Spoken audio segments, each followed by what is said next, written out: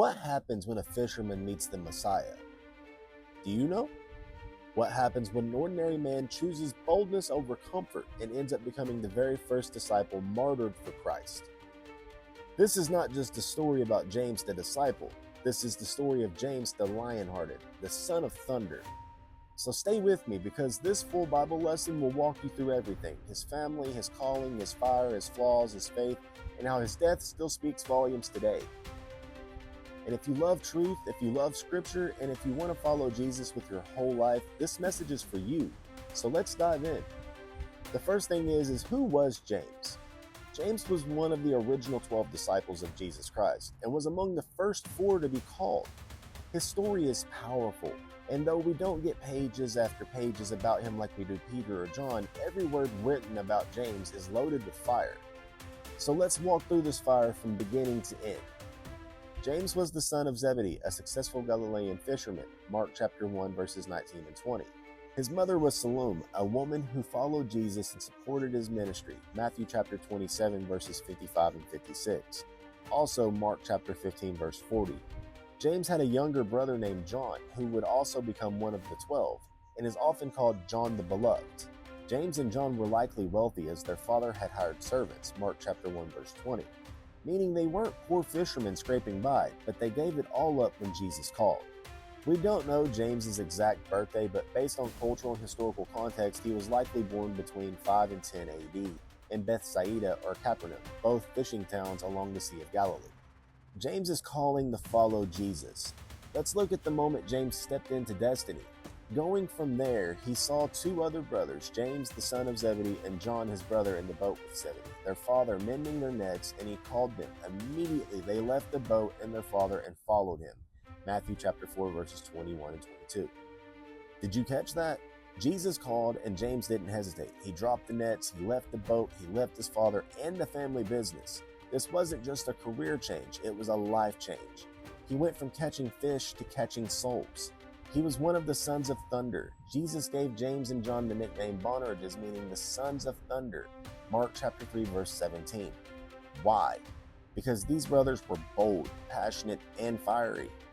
Here's one example in Luke chapter 9, verse 54, when it says, "And when his disciples James and John saw this, they said, 'Lord, do you want us to command fire to come down from heaven and consume them, just as Elijah did?'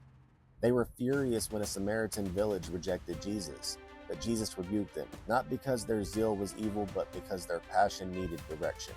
James wasn't lukewarm. He didn't play it safe. He was all in, even if that meant calling down fire. He's one of the 3 from the inner circle. James wasn't just one of the 12. He was part of Jesus' inner circle with Peter and John. These 3 saw things that others didn't. In Mark chapter 5, verse 37, the raising of Jairus' daughter. The transfiguration of Jesus in Matthew chapter 17, verses 1 through 9. Jesus' agony in the Garden of Gethsemane, Matthew chapter 26, verses 36 through 46. This tells us that James was trusted, mature, and deeply close to the heart of Jesus.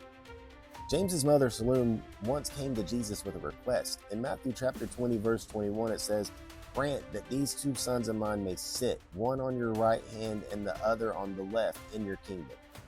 Jesus replied in Matthew chapter 20, verse 22, and it says, "You do not know what you ask. Are you able to drink the cup that I am about to drink?"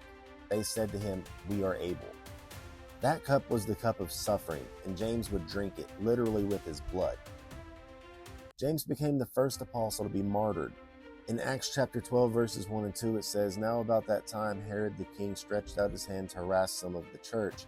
Then he killed James the brother of John with the sword." This happened around 44 AD under Herod Agrippa I.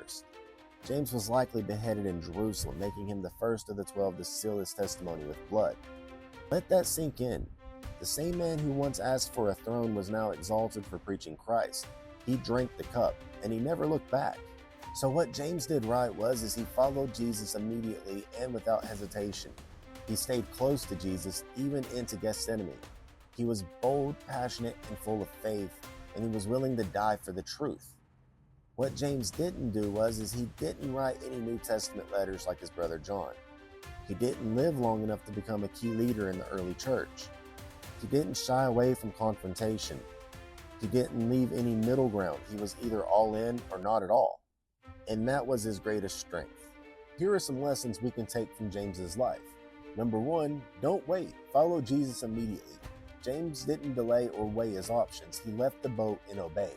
Number 2, boldness is beautiful, but it must be surrendered. Jesus loved James's thunder, but taught him how to control it with grace. Number 3, your calling may cost your life, but it's worth it. James was the first to die, and heaven surely roared when he arrived. Number 4, you don't need to be famous, just faithful. James didn't leave a book behind. He left a legacy of fire. Family, listen, we live in a time where following Jesus won't just make you unpopular. It might one day cost you everything. And if you're not ready to be all in like James, you might already be all out. So I challenge you today, be bold in your faith. Walk with Jesus daily. Preach the truth, even if your voice shakes. Give your everything, not your leftovers. And support the mission. Don't just scroll by. If this message blessed you, inspired you, or shook you, subscribe, like, comment below, share this with your friends, favorite this video, and if you feel led, donate at www.ko-fi.com/Pastor Mike Bezak. Your giving helps this ministry keep going so we can reach more souls around the world. James, the son of Zebedee, a fisherman, a disciple, a thunderbolt of truth, a martyr, and a man who burned so bright for Jesus that even death couldn't silence his witness. So I'll leave you with this. Don't live to be remembered, live to be faithful. And when the King calls your name, drop your nets and go. Until next time, I'm Pastor Mike. God bless you, and remember, we're just getting started.